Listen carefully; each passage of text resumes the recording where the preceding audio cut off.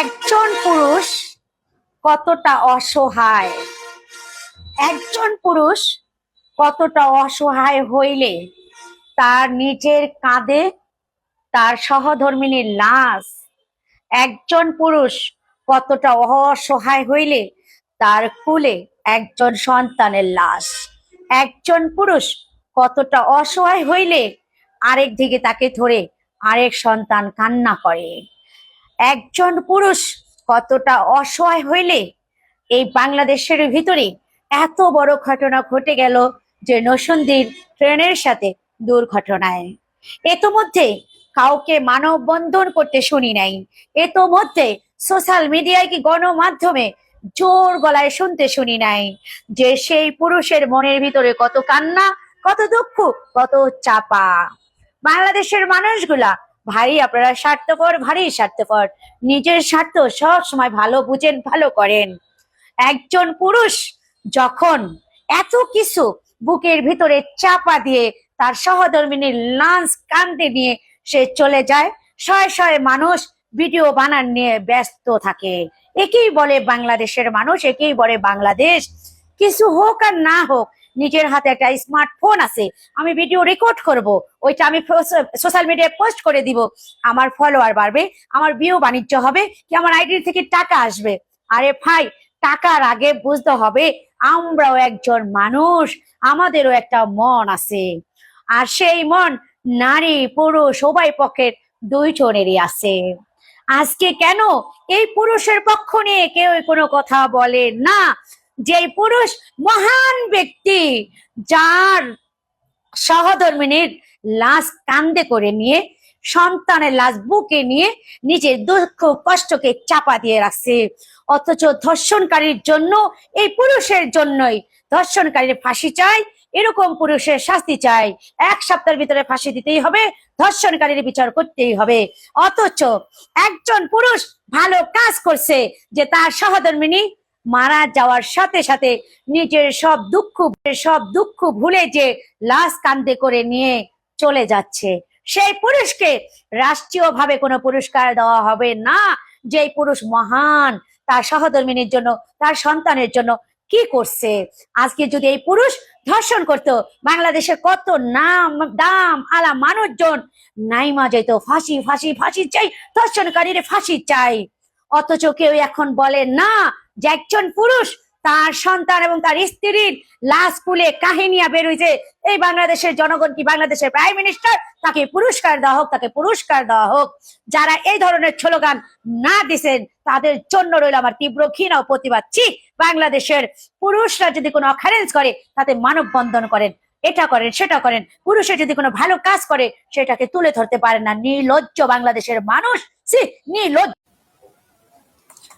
প্রিয় দর্শক, 800 কোটি ইউরো পাচারের অভিযোগে সাইপ্রাসে এসালম সম্পত্তি জব্দ, এমনটাই আজকে পত্রিকা জুড়ে আলোচনায়। এবং বাংলাদেশের বিতর্কিত ব্যবসায়ী ও এসালম গ্রুপের প্রতিষ্ঠাতা চেয়ারম্যান মোহাম্মদ সাইফুল আলম ও তার স্ত্রী মালিকানাধীন একটি সম্পত্তি জব্দ করেছে সাইপ্রাসের কর্তৃপক্ষ।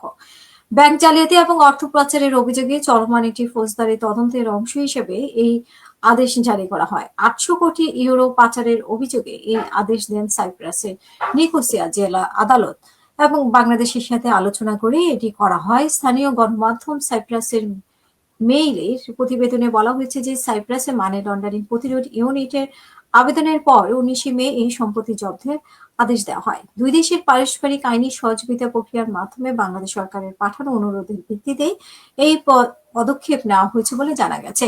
তবে তার বিরুদ্ধে আনা সমস্ত অভিযোগ সাইফুল আলম অস্বীকার করেছেন। সাইপ্রাসের আদালতের নির্দেশ অনুযায়ী দেশটির পারিক্লিশা এলাকায় অবস্থিত সাইফুল আলমের একটি দোতলা আবাসিক ভবন প্রয়োগ করা হয়েছে।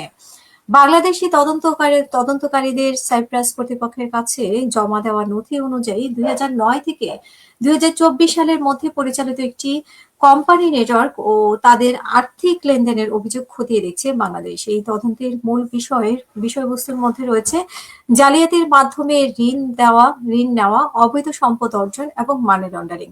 তদন্তের অংশ হিসেবে 2016 সালে সাইফুল আলমের মালিকানাধীন সাইপ্রাসে নিবন্ধিত কোম্পানি ACLAI ইন্টারন্যাশনাল এবং সাইপ্রাস, ব্রিটিশ ভার্জিন আইল্যান্ডস ও জার্সিতে থাকা বিভিন্ন ট্রাস্ট ও কোম্পানি নেটওয়ার্ক পরীক্ষা করে দেখেছে গোয়েন্দারা। সাইপ্রাসের আদালতে সম্পত্তি ক্রয়ের আদেশ জারির ঠিক একদিন পর বাংলাদেশে একটি আদালত সাইফুল আলম এবং তার 10 জন আত্মীয় ও সহযোগীকে 5 মাসে কারাদণ্ড দিয়েছে।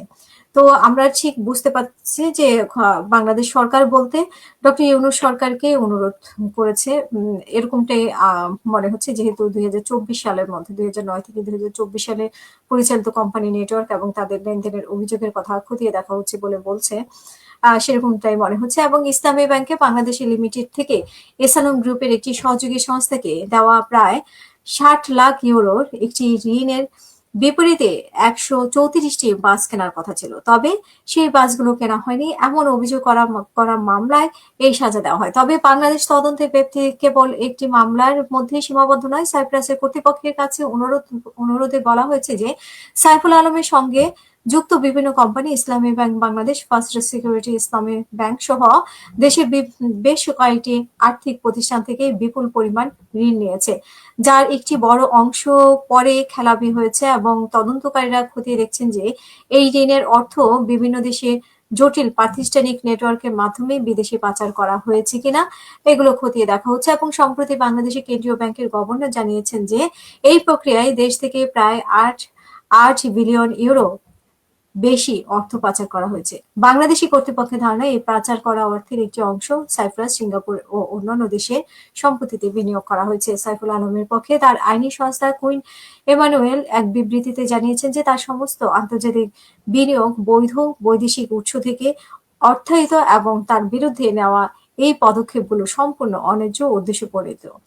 এবং ইতিমধ্যেই সাইফুল আলম আন্তর্জাতিক বিনিয়োগ বিরোধ নিষ্পত্তি সংস্থার এই পদক্ষেপের বিরুদ্ধে আইনি প্রক্রিয়া শুরু করেছে। তার দাবি যে সম্পত্তি জব্দের শুধু ঘুমাচ্ছি আর মাংস খাচ্ছি ঘুমাচ্ছি, ঘুম থেকে উঠতেছি দেখতেছি নাস্তা দিছে, মাংস দিছে, ভাত দিছে, মাংস দিছে। মাংসের জন্য ভাই এত ঘুম আসতেছে আমার পুরা ইটটা শুধু ঘুমে গেল। এই মাত্র আমি ঘুম থেকে করছি, তা আবার কি এখন সন্ধ্যা হয়ে গেছে।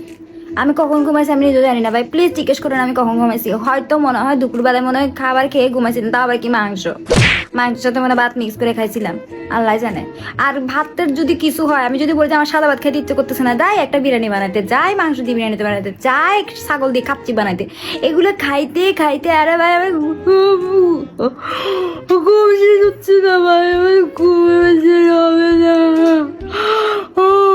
ঘুমছে হবে না ভাই, আমি শেষ। যাই আমি আবার ঘুমাইতে চাই, আমি কথা বলতে পারতেছি না। ও কিছুক্ষণ পর আবার মাংস খেতে ডাকবে।